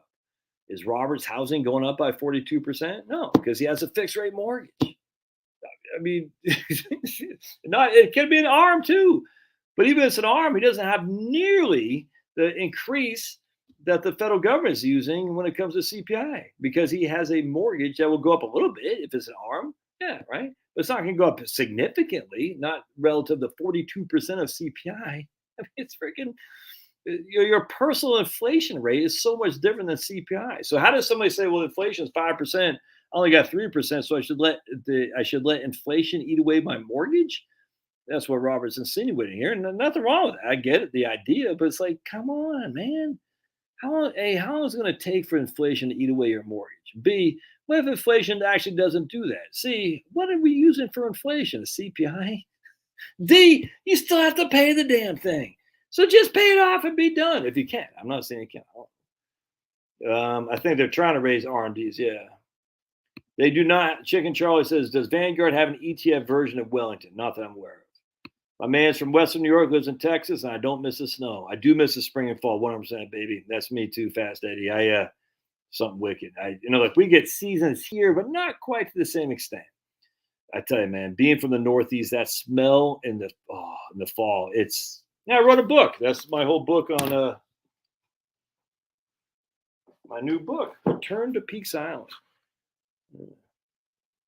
Interesting. But I will read you. I'll read you from the very beginning, right here. This is from an article I picked off from right here. At the same time, the turbulent and revolutionary fever of the later 60s had its impact. Hippies migrated from as far away as Haight-Ashbury to settle on peaks. We didn't all have all that many here, and they didn't stay long. There was nothing here for them, said one guy. Hippies migrated from as far away as Haight-Ashbury to settle on peaks. That's my mom and dad right there. This is from a Portland, Maine newspaper back in the 80s. The 70s brought, in the early 90s, the 70s brought stagnation, but also the return of a certain composure as a former community life of earlier times took hold. With the dawning of the high-strung and affluent 80s, a new generation evolved. Yep. A new breed, by now it's gone. A new breed of young professionals or yuppies appeared and transformed Peaks into a chic, trendy real estate target. The end of the 80s brings a slow fade of high times. For Peaks, it's the end of an era that has brought gentrification to its real estate and yuppie to its shores. Times are changing, and for Peaks Island, changes with it. 100%, man. And that's the going back to whatever that lady's name was, Samantha Sweet. The sense of the former community life of earlier times took hold. You cannot trade community for lower taxes. You can't do that. And you can, I don't care. Man, the community is so flippant important, especially in dire times where people are helping each other. Yeah, you can't trade community. This is the one thing that sucks about living in a suburb like where I'm now. Like, I wave to my neighbors. We say hello. We'll probably congregate a little bit tomorrow for 4th of July fireworks, but it's not the same. When we lived in Dayton, Virginia, a little 3-bed, 1-bath ranch, 1,200 square foot on a quarter acre. And we had a little garden. Next door neighbor, Larry and Anna Lee, had a little garden. They used to give us all kinds of stuff from their extra. It's just, older people. Ruth and Victor were older people next to us. Maddie would go over there, watch Jeopardy with them, and or Wheel of Fortune. And sit on the front. We'd just go sit on the front porch with these older people. We'd borrow their lawnmowers. That's not happening here.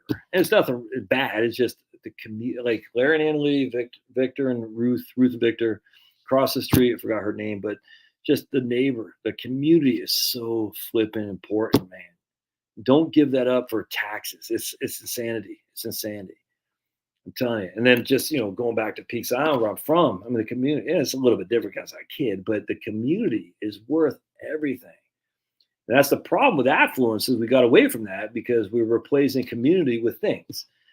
When things get bad, when times get bad, things don't mean crap. Community is what's going to mean crap. People helping people, neighbor helping neighbor.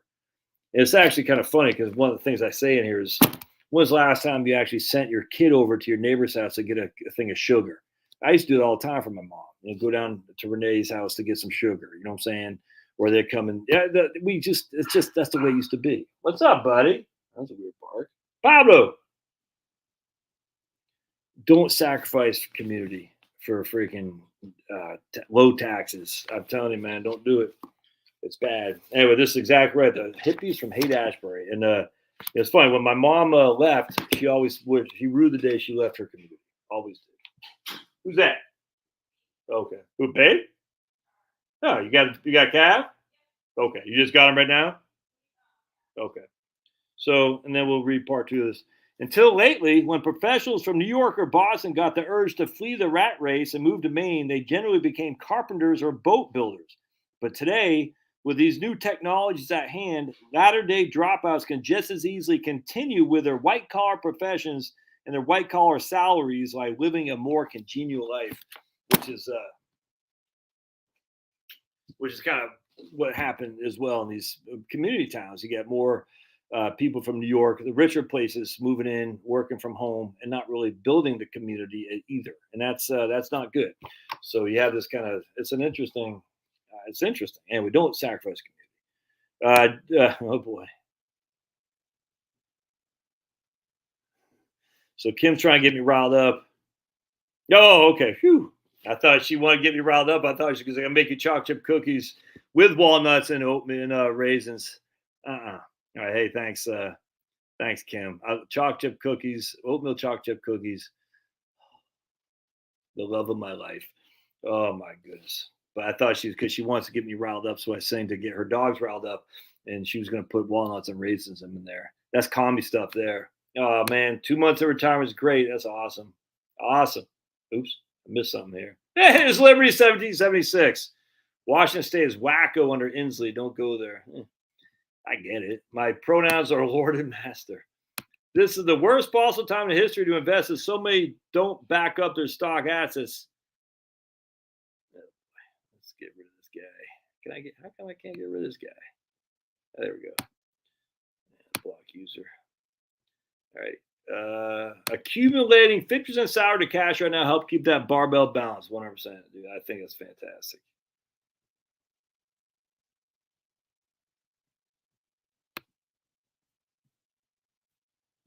All right. Anyone else knows the gas prices dropped the last couple of days? Still too high. The rent's too high. All right. Yeah, Oregon. You hear about what Oregon is doing now?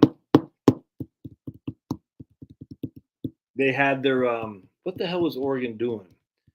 They had their Department of Health equity team say that urgency is a white supremacist thing, and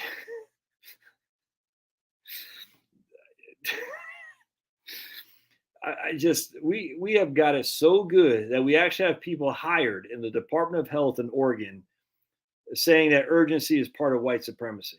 And so if you're having a heart attack, why be urgent? We don't want to be white supremacists. And I guarantee the vast majority of these people promoting this are whites. You know what I'm saying? Because they're freaking idiotic. It's insanity, man. Insanity. God, dude. Yeah, Kim says my wife has me whooped. Yeah, you're a goner. Oh yeah, 100%. If I didn't have Charlotte, I'd be freaking dead to rights. Farmers are warning that the next year's food price will be very expensive due to this year's low crop production from high fuel and fertilizer. Yeah, grow your own food ain't that easy though. That's for sure. Oh yeah, I'm still bullish on Spias. Love Spias, man. Especially now the interest rates are higher. Big fan. Long time, first time. I share a birthday of Ringo Starr. That's me playing the drums. Debt free and mortgage free. There we go. Exactly. Just do the math. What is your debt? What are your bills? What is your net income? Could not agree more, man. Davos man wants war with Russia. Yep. Anyone have any thoughts for Robert? Best sources of information for healthcare insurance for vets not retired?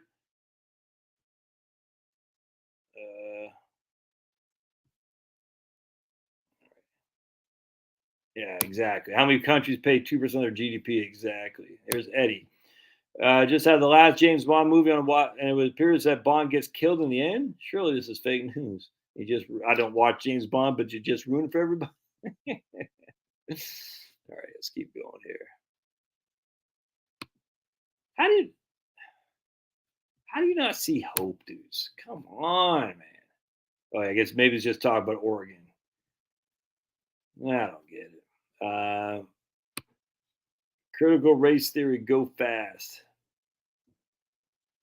Here's my man Roy Jones Jr. I paid my settlement costs for first home by borrowing from my 403B. The realtor didn't know I could do that.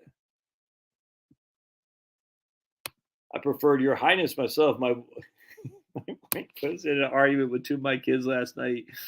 She took Kevin and Chloe to Ted's. She said her pronouns were queen, and and my kids, because they're product of public schools, did not take kindly to that. They're like, Mom, why do you care so much? And we were laughing our asses off. They were really upset. Not upset, but it's just fun. My wife said, no, I prefer to be called, my pronouns queen. You call me queen. And she goes, why do you care? So why do you care? I want to be called queen. They're like, but we know you're just saying that to mock these other people. She goes, I just want to be called queen. You will call me queen, or else you're misgendering me. Oh my goodness, the funniest thing. And Chloe was getting all like, but that's not how it's supposed to be. And my wife's like, it's supposed to be how I identify myself. That's all that matters. You want to make some more tea? If I identify myself as queen, then who are you to misgender me? That's cracky. up. Uh, I see interest rates lower. Hey, look at Chicken Charlie. Right on. I completely agree. I think we're going into a pretty recession, and I think there's deflation coming for sure. And as such, the lower interest rates to stimulate the economy. But it doesn't work. You know why? Because it doesn't stimulate the economy if there's no one's buying or no one's borrowing. Balance sheet recessions. There you go. 3 years worth of firework, cut and stack. Screw your fuel oil prices. I completely agree. That's why you need a gasifier, dudes. I tell you, one of my things when I retire, I'm going to learn how to build a gasifier. Those things are freaking awesome. I love gasifiers. 100%. 100%. Look, and I'm still, look, and some guy was like, you're anti-solar. I said, I'm not, or anti-renewables. I said, I'm not anti-renewables. I recognize the reality that we're never going to run a society, the abundance that we expect on renewables. It's just stupid to think that. I'm sorry, it is. It's dumb to think that. But if you can get a little bit of solar, you get a gasifier, you get some, it'd probably be tough to get hydro, but if you live in I don't know how windmills work, but they did in Dutch country. So I imagine you can use a windmill to run a pump, I suppose. I don't know. But I do know solar. And if you can get some solar to run a fridge, run an ice box, good for you. Good on you, man. You know what I'm saying? If you get some wood to have heat, you see what I'm saying? I mean, remember, if you got some propane, but even if you didn't have the fossil fuels, wood, you can run what? Oh, a French press. You want some coffee? Boil some water, put some freaking coffee grounds in there. You got a nice little French press. You don't need any electricity. It's crazy. You need a little bit of electricity to run a very Energy Star ice box to store your meats. I mean, you're gonna be good for a couple months for sure. Now, will that contraption be good forever? No, but I mean, look, if we go if we go 8 days without electricity, there's gonna be freaking blood in the streets. You can see that a mile away. The idea that we're gonna go 3 months without electricity, if we do, it's on, man. You see what I'm saying? So at that point, you might as well just kiss it all goodbye because you're gonna get rolled. I'm gonna get rolled. You're gonna get rolled. Can you go for a couple days? That's what you got to plan for. Anything more than that, we're all done. All done for sure. I mean, the idea, these people, I got my compound, I got enough lead. That's my fault. What did they say? That's my gold coin is lead. And I said, okay. Desperate times lead for desperate measures, man. When people get desperate, they're going to do a lot of stuff. And as such, I don't think people really have thought this through, what being a decimated society would look like. We don't want that. We don't want any of that crap. We want the grid to work. If the grid goes down, hopefully it doesn't go down for more than 3 days. So can you have enough to at least be for 3 days? If the answer is yes, you're probably pretty good. If you have enough to go for more than 7 days, if the answer is yes, you're probably pretty good. Start going to 3 months, we're all doomed. That's all there is to it. Yeah, right there. Treasury's down, make 2.25. 100%. I did Cam Newton said I use a tax calculator and estimate if you receive 314 and pay. My man said if you did a 550,000 conversion, you'd receive 314 and pay 236. Well, no, you're not paying FICA tax on that. That's not earned income. That's just a Roth conversion. So you'd receive 314. You'd receive more than I don't know what that would be. Let's say another $35,000. You'd probably receive 350 or so. Well, yeah, but the states were following the lead of the CDC. So come on. Still wearing masks. Yeah, I completely agree. It will only happen again in some states, 100% chill. It'll happen to states where they will let you kill your baby at 9 months. That's a fact. So you'll be forced to wear a mask, forced to get vaxxed to protect the children, and will abort the children in the 9 months. Makes sense. Makes sense. Yeah, Indiana's got some stupid governor. Just like, you ever seen the Utah governor? What a clown. What a clown. All right. Let's see here. NASA never lies. NASA stands for never a straight answer. Yep, 100%, man. Now, dude, do we know what the blue marble? Everyone knows the blue marble is fake, right? I mean, let me scroll down here. I just want to put this in here. When I eat my beef, gasifier is gas biodigester. I'm not sure what you're saying, Andrea. Everyone knows the blue marble picture from NASA is a fake. right? You know that. That's not real. It's concocted. Let's see if people know that. So put a Y if you know that and an N if you don't know that. The blue marble picture. Let's bring up the blue marble picture, shall we? Blue marble. All right, let's bring it up. Oh, there it is, the blue marble. And we will show you. I'm telling you, you're going to say, you're a conspiracy. I don't care. The blue marble. I mean, I just had it in front of me. What happened to it? That's not what I wanted. Oh boy. Oh boy. Oh boy. Right here. NASA blue marble. Okay. We're going to look at this. And I'm not going flat Earth. No, I think the Earth is round. But just because I know the blue marble is fake, that makes me a flat earther. See, I hate that crap. You're going flat Earth because this is fake. That's concoction. That is fake. That's not a real picture. Just as an FYI, that's a blue marble. It's completely fake. That makes me a flat earther. Okay. See, that stuff pisses me off. It's like, oh, you're going flat Earth. Why? And in fact, even if I were, who gives a crap? But I'm not convinced at all that the Earth is flat. But I do know that's a fake. That is a fake image. It's concoction. But everyone thinks, oh, it's NASA is right. It's kind of like the CDC. CDC says it's right. Now, I think the CDC is starting to get more and more debate on it, which is good. I think the Department of Defense, we're starting to recognize the Army and various agencies of the DOD are full of clowns. General Milley, that's good. The next one is going to be NASA. There's lots of fakery coming from here. Just because it's a government agency that you support doesn't mean it's telling the truth. Blue marble is fake. I invite anybody to look it up, man. What are the photos then? I'm going to encourage you to do the research on blue marble. Just see what the photos are and find out and see what it is. You'll be amazed. You'll say, I didn't know that. You'll say, that's interesting. The blue marble is fake. I did not know. If that's fake, then what else could be fake? I'm just throwing it out there. What else are out there? And you see different pictures there. Just look at the blue marble. Look it up. Look it up. The blue marble is fake. It's fake. I guarantee you're going to be surprised when you read this. You'll say, wait a second. It's kind of like the hockey stick. If that can be faked, what other things are climate change people faking? It's kind of like the CDC with the jabbers. Or actually the CDC with we'll just talk about the number of people who supposedly died. The guy dies in a motorcycle accident, had COVID. He died because of COVID. If that stuff can be faked.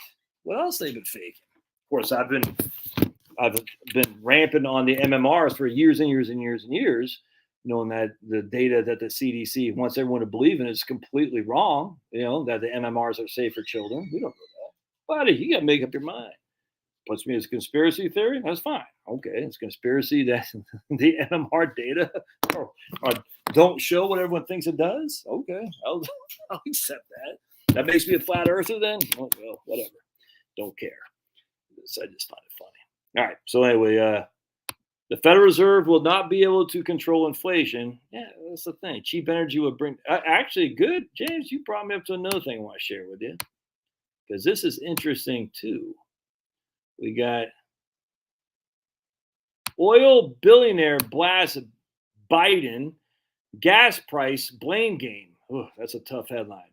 Oil billionaire blasts Biden's gas price blame game. Whew, say that 8 times fast. Here's this oil billionaire, John, I guess he's Greek, Katsamatidis. That's where you got a picture from 2014. You couldn't get a more recent picture. He says only one thing will fix inflation. He owns hundreds of gas stations. He blasted Biden and pinning the blame on high prices at the pump on gas station owners, arguing that there's only one solution for inflation: boosting production of crude. So Biden is blaming the high gas prices on the gas station owners and who are operating on margin thins. And he says there's only one source for solution, which is boosting production of crude. I'd say boosting production of all fossil fuels. And hell, let's go nuclear too. He made the remarks in an interview on Fox News after being asked to comment on Biden. Do it now. Do it today. Your customers, the American people, they need relief now. So Biden talked about lowering the gas prices at the station for people who are basically on razor thin margins like the supermarkets. This oil guy reacted to Biden's remarks by defending gas station owners, arguing they've been making the same margin they've been making forever. You have to cover payroll, pay rent, electricity bills, and other operating expenses. It's ridiculous to put it on us. We're not the ones that create the problem. Some experts have argued that Biden's anti-fossil fuel policies discourage companies from investing in refining capacity. It's not the war in Ukraine. Here's my man Ross McKittrick. McKittrick, yes. Someone had emailed me about Ross. Jill, you emailed me about Ross. I said, look up ClimateGate. Ross McKittrick is a guy who opened up the can of worms, the fakeness of ClimateGate. It's not the war in Ukraine. It's really domestically caused constraint on the supply side. Hallelujah. Hallelujah. Hallelujah. Can you all see this? Ross McKittrick, who blew open the ClimateGate fraud that was, and no one went to jail. They should have all gone to jail, but they don't. Because if you're a left-wing bully, you don't go to jail. Only if you're a right-wing insurrectionist. Kind of weird, but okay. It's the nature of the beast. Nobody's willing to invest in expanding refinery capacity because the outlook from everything that the government has said is that you won't get the approval, and they're going to shut you down. They're going to bankrupt you. McKittrick's view is echoed by Chevron, who said in a recent interview he does not believe another oil refinery will be built again in the United States. He does not believe another oil refinery will be built again in the U.S. But yet we've seen them close. We've seen units come down. We've seen refineries being repurposed to become biorefineries. And we live in a world where the policy of the U.S. government is to reduce demand for the products that the refineries produce. Until they get real world energy issues, we're going to have inflation. It's just all there is to it, because inflation is caused by not having enough energy to produce the goods we need. That's all there's to it, man. It's nuts. Solar isn't going to save us. Can I use solar as a backup to my icebox? Yes. Can you run an economy that uses huge amounts of energy on solar? The answer is unequivocally no. It's idiotic to say this. Only maroons think this.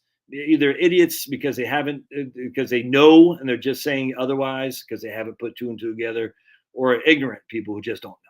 Either way is bad. And yet both these people are running the show right now, which is crazy. So again, going back to Andrea, she asked, what is a gas? I think she was saying, what's a gasifier? So gasifiers, is there any? Yeah.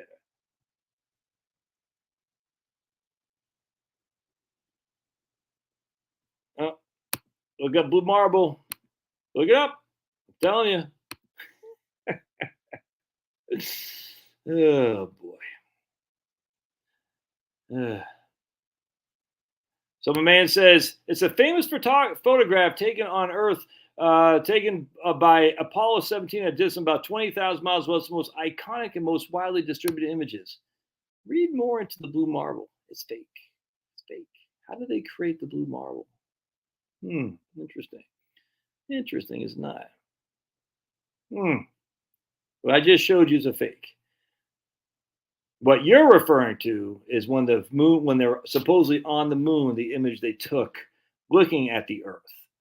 That's different. That's not the Blue Marble. The Blue Marble is what they concocted in 2005, if memory serves. You're talking about when they're standing, when the, again, supposed astronauts on the moon took the picture of the Earth. That is not the Blue Marble I'm talking about. That's it. That's the only, again, if you believe that we're on the moon, which I don't. But if you believe that, the Blue Marble, that's not the Blue Marble. That's the only other Earth, the only picture of Earth ever taken was that. The one that you're seeing that I just showed you is fake. It's concocted. It's fun to look it up, man. I get it.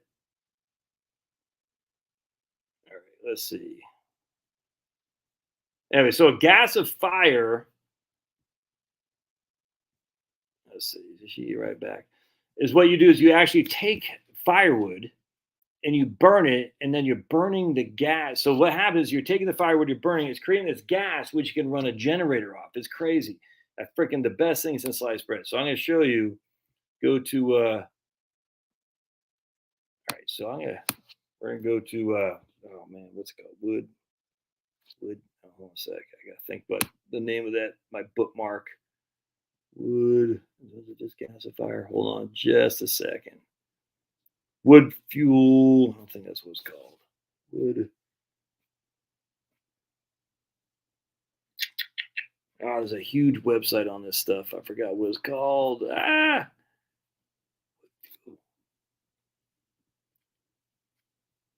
Hold on just a second.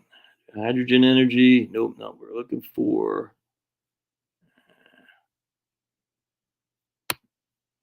I can't believe I can't remember the name of that website. Oh, that's so frustrating.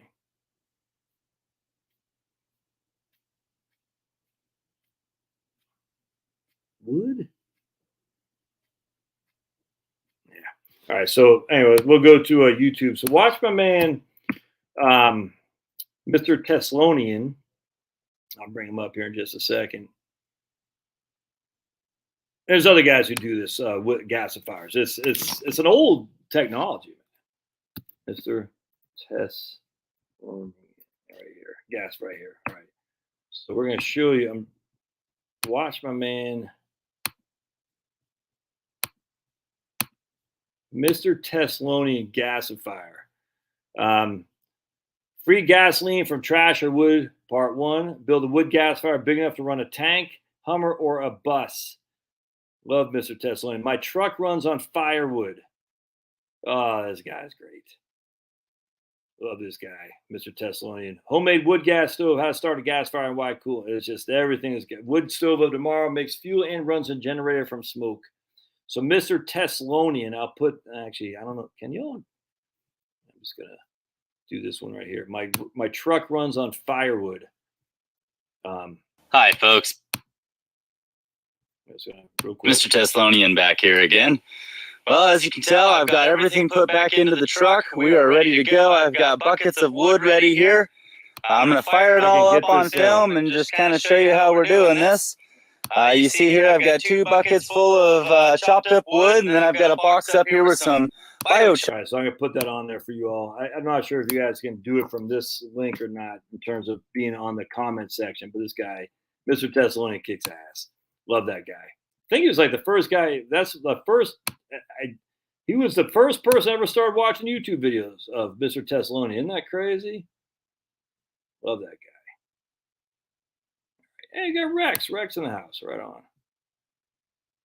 Army had Jeeps that ran on gasification. Really?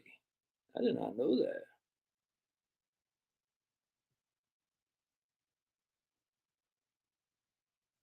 All right. Oh boy, here comes Jeff B again. So I see we're not financial stuff. Jeff does not like the live streams. We've been on this for 2 hours, Jeff. 2 hours. You're late to the show because we talked a lot of financial stuff. Jeff's like what Rush Limbaugh used to call the stick to the issues crowd. How dare you have ideas or interests that other than what interests me? It's funny, actually, this guy, because he said the same thing last week. He goes, oh, this wasn't what Josh, what we want to talk about. It's just what Josh want to talk about. I've been going through the comments, commenting on the comments all day long there, Jeff. So I think we're going to let you go. Been nice knowing you, buddy. That guy pissed me off. I'm sorry. Look, you don't have to be a dick. You don't have to be here. That's the problem, though. A lot of people say, oh, I want you to talk financial. Look, there's so many things to talk about. Things are interesting. If you come in late, and I'm not talking about something that was financial, we've been on this for 2 hours. How much more can you talk about financial? That's just boring, dude. The world is full of exciting ideas. I get some from you, you get some from me, and it's fun, dude. I can't tell you how much stuff I've learned from people on this channel who've educated me on things. It's fantastic. Oh, thanks, Rex. I just don't get why people gotta be dicks. Then go someplace else. It's okay. Sad because Jeff's been a long time, well, not a long time, but he's active commenter. I just don't want to hear that crap. Pissing me off. It's like passive aggressive. I had another guy's like young timer. He said, what do you say? Conspiracy theories are for people who have weak minds. I said, well, just instead of saying that, just say you think I have a weak mind. That's okay. I'm a big boy. Anyway. It's all good, man. It's annoying to me. I see we're not talking about financial stuff. Oh my goodness. Electric vehicles or vehicles run on wood is incredibly interesting. Why can't people see it's like when people say, How dare you talk about the Trump tax bill? What does that have to do with financial planning? I'm like, holy crap. Do you not see how taxes are involved in financial planning? It's the weirdest thing. I used to get people commenting all the time and say, yeah, because I supported Trump. They say, if I want to talk about Trump, I was like, dude, how do you not see this? Do you not see what's happening right now? Your financial capabilities are worsened because the idiot we have in charge. Not to talk politics is not to talk financial planning. Politics politics is in front of financial plans. How can people not see this? I'll never forget. It's like people say, I don't want to talk about oh, thanks, Rex. I did that. I don't want to talk about income tax. Or what did I say in economics? Oh, yeah, I don't. Oh, that's what it was. I don't care about the sales tax. How does that affect me? I don't care about politics. I said, how does that affect me? Did you not pay sales tax on my electricity bill? 7.75% sales tax. 7.75% sales tax. That's politics, baby. That's right there. That had to be enacted. That had to be enacted by sales tax, by politicians running that. So it does affect you in everything you do. Politics, unfortunately, affects us in everything we do. To be a financial planning channel and not talk politics doesn't make any sense to me at all. Nothing. Oh boy, I got bored of the NASA phone we were talking about for that long. Got bored. Oh, jeez, Louise and blue cheese. How can we be bored with the NASA stuff? I mean, it's okay. I don't care. I'm just like, dude. How can people be bored with? Oh, hey girl, you coming in? Okay. Oh, thanks everybody. It's interesting as hell. Just like my man John Levi's YouTube channel, where he's talking about San Francisco. So it doesn't make. Oh, it's time for bath. Did he already get one? I did. Finny did. Oh man, look at clean baby, Finn. Oh, he's so clean, everybody. Yeah. Okay, cool. Let's watch. All right. Anyway, so it's all good. I mean, did you hear about Biden having IRS bite? I didn't, man. That's that wouldn't shock me. I get it, Denise. I just like, how do you, I don't get it. Some people don't. I don't like knitting. I guess that'd be someone start talking about knitting. I don't get it. I like the stuff I like. And I think everyone else should. That's the way I look at it. But it's okay if people don't. But like, man, how do you not like the idea of a different perspective? And that's what I was talking with Chloe about just last night. Is like, if you're naturally contrarian, you just doubt everything, which is not necessarily fun, but it's the way I was made. This brain was made from my mom, I think, maybe my dad too, but certainly my mom, and probably my dad too, to be contrarians, to doubt everything. And once you start doubting stuff, you're like, man, I gotta look at it more. I can't take the authorities because I don't trust the authorities as far as I can kick them. Sadly, I fell for it many, many years. The Republican Party will save us. No, it won't. What else? I thought, oh, the military is so righteous. No. USA is so great. No, USA, the concept is freaking the best thing since sliced bread. The country in itself has done some really bad things and continues to do so. The people are great, but the country itself has left a lot to be desired. That's a fact. That does not mean you hate the country. It just means that we got to take it good, bad, and ugly. There's a lot of ugliness for sure, but we shouldn't be getting involved in Ukraine. That's just dumb. We certainly shouldn't be getting involved in Somalia, Libya. I mean, no. We should need to be focusing here. We shouldn't be giving $50 billion to the Zelensky while we have our own people who can't afford their freaking gas payments. It's crazy. Crazy. Financial adjacent. I love it. That's a good one, man. That's a good one. Would you be able to do a stream comparing Tennessee to Georgia for retirees? Georgia's awesome, Angie. Freaking once you're 62, the first $35,000 a year, you don't pay any income tax on. That's for you and your spouse. And then once you're 65, the first $130,000 between $65,000 between you and your spouse. Yeah, and you're a good-looking lady. I'm sure you're probably married. So the first $130,000 a year, you don't pay tax on once you're 65. A little bit higher property tax, but no, it's not the sales tax that Tennessee does. And you got the water. We're not landlocked. Georgia kicks ass. now it's becoming a little bit more purple than I like. I saw a poll today that Warnock's ahead of Herschel. Not all that worried about it yet, but that is a little bit concerning. I can't lie to you. Warnock's ads are good. I mean, he's good. I don't see hardly any for Herschel out there. I know I don't watch that much TV, but we have it on the background. And he comes across as a friendly guy. No other way around that. And he's really advocating that he's a reverend. I said, what happened between the separation between church and state? Warnock's like, I'm a reverend and a senator. I'm like, wait a second, man. We're supposed to say separation between church and state.